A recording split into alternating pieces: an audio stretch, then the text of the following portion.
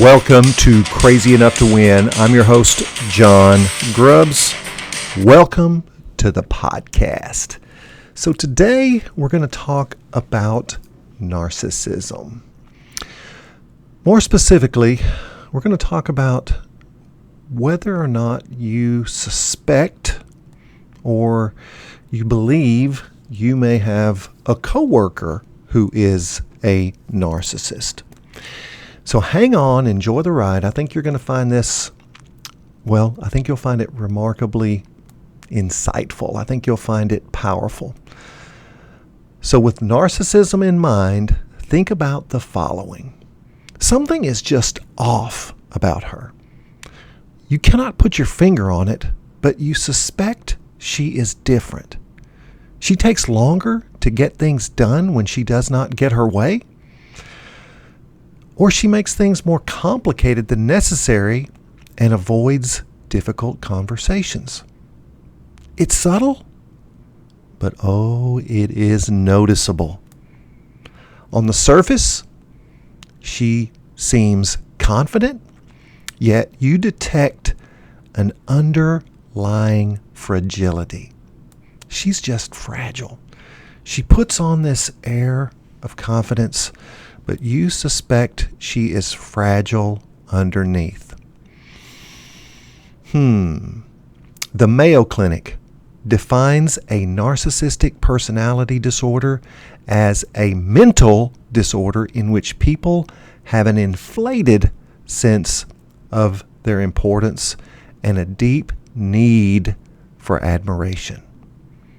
Maybe that's the fragility that we're talking about. They have a need for admiration. They go on to say those with narcissistic personality disorder believe they are superior to others and have little regard for other people's feelings. But behind the mask, get this, behind the mask of ultra confidence lies a fragile self-esteem, vulnerable to the slightest criticism. Does this sound familiar? And the typical narcissist is not easily spotted. However, the passive-aggressive narcissist is challenging to identify. So if the typical narcissist is easily spotted, the passive-aggressive narcissist is more difficult to identify. And according to Psychology Today, many narcissists come across as openly grandiose and outwardly intrusive. But some narcissists utilize passive-aggressive tactics as a primary way of fulfilling their selfish needs to extract punishment or to exact punishment on those who fail to cater to their whims. Let me say that again. Many narcissists come across as openly grandiose and outwardly intrusive, but some narcissists utilize passive-aggressive tactics as a primary way of fulfilling their selfish needs to exact punishment on those who fail to cater to their whims. So I call these latent narcissists, and they become secretly hostile when things do not go their way. They devise subversive plans to make people around them miserable when they do not get what they feel they deserve. And I'm going to give you some diagnostics to help you better understand the person you're dealing with at work. So this is specifically for those of you who feel like you're working with someone that is just different and you suspect they might be a narcissist or even worse, a latent passive-aggressive narcissist. So the first diagnostic is secret sabotage. These people fail to meet commitments or agreements with what seems to be justifiable reasoning.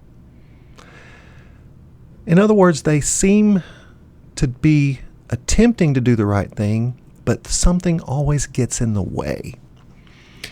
And they harm the team by interjecting information disguised as something helpful. And they deliberately act in ways that hurt team chemistry. They repeatedly poison situations with what appears to be something necessary. And it could go something like this. Let's say that you have a deal in the works and they come in the last minute and throw something into the mix that just causes confusion. And possibly because they didn't agree with the original direction in the first place. Another tendency for passive-aggressive narcissists is what we call hidden resistance. And by hiding resistance, they are rigid and tend to overcomplicate everyday challenges. They stall progress intentionally when they feel left out of the spotlight. And any significant issue that does not involve them gets challenged because they are not the center of attention. So it could be a process that's going on independent of them, but because they aren't involved, well, they tend to, make things go difficultly for the organization. They stall progress. They say that's not important. And it's really because they're not involved. It has nothing to do with them. So quick to blame others is another diagnostic. In other words, someone who quickly blames others portends the possibility of them being a narcissist. They become the center of attention by casting others in a negative light. They become large by making others appear small. And in meetings, they call out those who are absent and cannot defend themselves. They plant seeds of suspicion regarding people as potential problems. And they might say something like, I wonder why Mary did not address that issue. And Mary is not there to defend herself. I call that planting the seeds of negativity about another individual. And you'll love this. Ghosting is another tactic that narcissists employ. They ignore people or exclude them from issues and conversations. And this activity becomes intensified when they suspect resistance to their own ideas or approach to a situation. They leave dissenters off the meeting invitation or email distribution because they don't want to have them in the room. And when they get confronted about leaving someone out, they declare the behavior as an accidental omission. Oops, I forgot. I should have included you in that.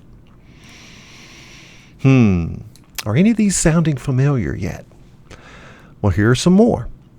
Sarcasm and hostile humor are another diagnostic tool. In other words, if someone uses sarcasm and hostile humor in a negative light against someone else in the organization, they might be a narcissist. Do they make hurtful remarks about others, mostly behind their back, with subtle comments or inflection? And on the surface, these comments appear harmless, yet upon reflection, you notice the pointed jabs as hurtful or deceitful. Finally, these people, these narcissists are verbally hostile towards others. Hurtful criticism, perpetuating gossip, or innuendo are common tactics. They put others down to feel superior. They use negativity as a weapon against peers by constant criticism. And disguised as realistic feedback, they are openly critical without support or ideas for solutions. They only see problems while others see opportunities. Now, that I've given you those to help you possibly identify a coworker as a narcissist, there's some things you need to know that are really critical about narcissistic disorder. And it is important, no, it's essential to remember that true narcissism is a mental disorder. And again, referring back to the Mayo Clinic, a narcissistic personality disorder causes people to have problems in many areas of life, such as relationships, work, school, or even financial affairs. People with narcissistic personality disorder may be genuinely unhappy and disappointed when they do not receive the special favors or admiration they believe they deserve. They may find their relationships unfulfilling, and they may not enjoy being around, and others may not enjoy being around them. And the treatment for narcissistic personality disorder centers around talk therapy, also known as psychotherapy.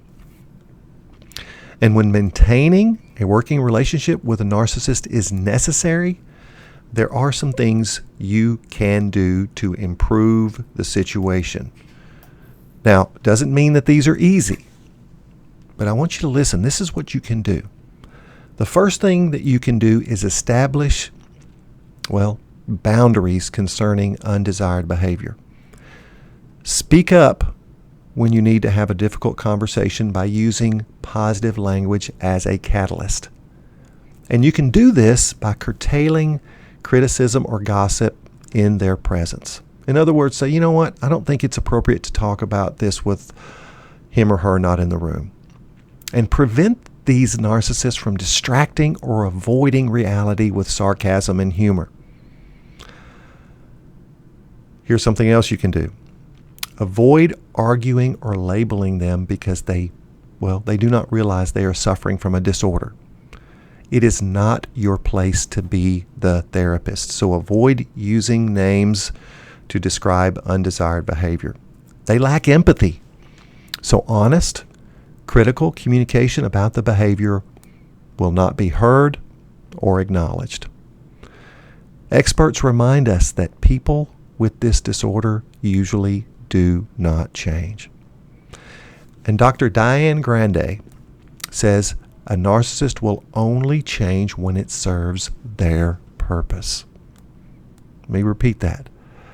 A narcissist will only change when it serves their purpose.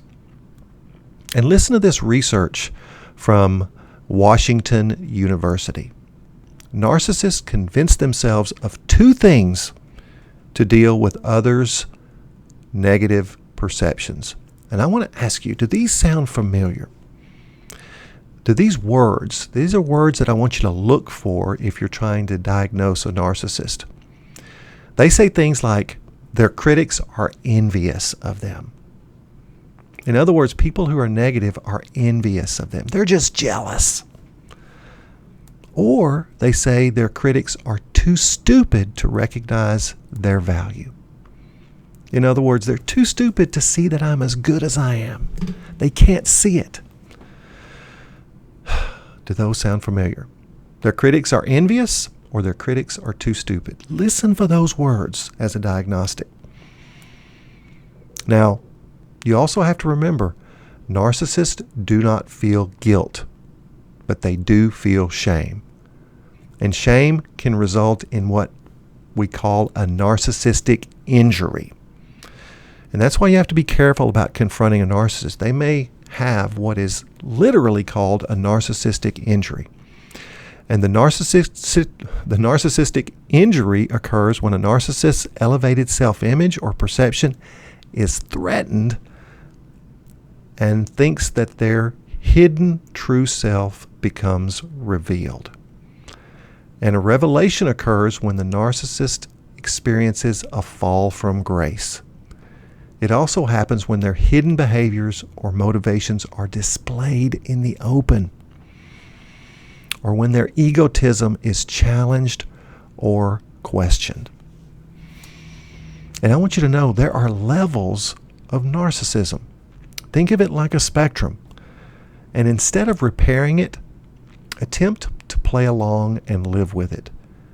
And the answer to how much of this you can tolerate depends on how entwined your life is with the narcissist or how deeply narcissistic the narcissist happens to be. And listen to this quote from Livestrong. It is a matter of making yourself as boring, non-reactive, and unremarkable as possible, like a gray rock. More importantly, remain as emotionally unresponsive to their pokes and prods as you can allow yourself. Don't you love that? Be the gray rock. Be unresponsive to their pokes and prods. Ignore them as much as you can. Be non-reactive. Make yourself the gray rock. And they will not likely have you in their sights. And researchers and psychologists are studying the reasons for current, narcissistic epidemic. There is literally, according to researchers, an epidemic of narcissism going on right now. And this is really new and early research. And they're saying perhaps there is no single cause at all.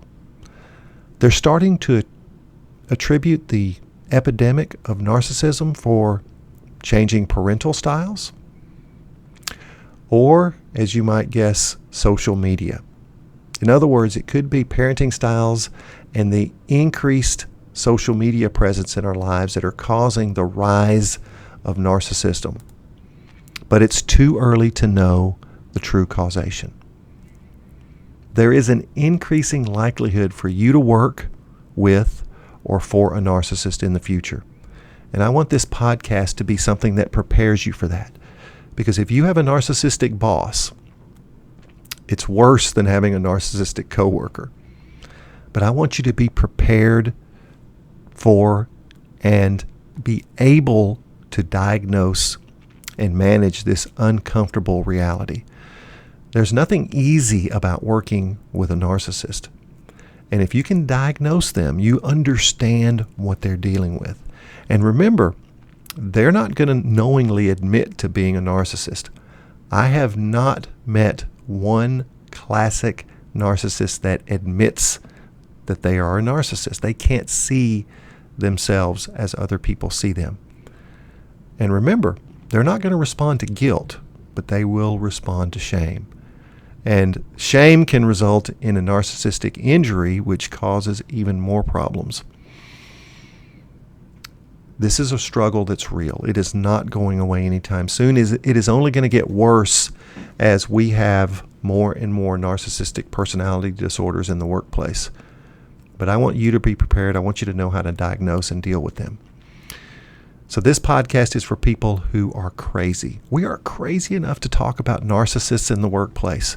We're crazy enough to talk about those odd people that we have to encounter on the job and that we have to negotiate as we earn a living. And if there's going to be more and more of them who can't see themselves as other people see them, it's going to get a little crazy out there. This podcast is for people crazy enough to do things other people are afraid to do. And if you enjoyed today's episode, share it on all of your social media platforms. Just share the link. Other people need help working with narcissists. Other people need help surviving narcissists. And if you want to know more about this topic or any other topic, you can go to www.johngrubbs.com. There is a lot of free information, free articles, free videos. You can discover my YouTube channel. You can download a free book that I give away to everyone who visits the page. You can even interact with me. You can contact me via my website, and you can ask me questions. You can suggest topics for this podcast so that we can continue to get better. This podcast is for people crazy enough to ask difficult questions, crazy enough to, just move against the grain of society. And I want you to know that I am so appreciative of my audience. We have people downloading this podcast on, all major continents.